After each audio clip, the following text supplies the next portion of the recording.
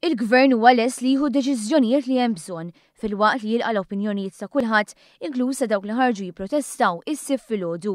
Għal dan il-Prim Ministru Joseph Muscat f'intervent telefoniku fuq One Radio il-ħadd filgħodu. Kif dejjem qed lest illi nkun qed inkompli noħodhom kif dejjem ħadthom u nemmen illi hemm soluzzjonijiet ta' sens komun ta' kompromess li dan il-gvern qed jaħdem dwarhom jien fiduċjuż ħafna li il-maġġoranza l-kbira silenzjuża ngħidilha jien li qiegħda fid-dara li tkun qed tissegwi l-affarijiet minn dara trid u tappoġġja dawn is-soluzzjonijiet ta' kompromess u soluzzjonijiet ta' buon sens u sens komun. Fuq il-pensjonijiet Joseph Muscat stqar li dan il-gvern mhux se jżid il-bolla u lanqas mhuwa se jolli l-età tal-irtirar.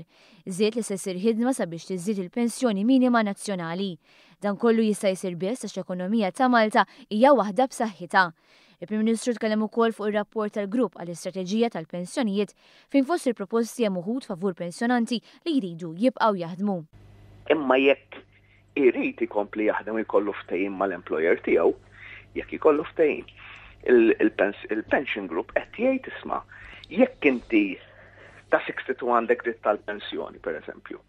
U dil-pensjoni ta' li ma toħodix u tgħid isma' jekk naħdem sentejn oħra, inti ħatibqa' tieħu l-paga. Il-pensjoni li ħatieħu sentejn wara tiżdiedlek. Dwar il-każ ta' ħruġ ta' informazzjoni minn uffiċjali pubbliċi, il-Prim Ministru qal li se jħalli l-investigazzjoni indipendenti jagħmlu xogħolhom.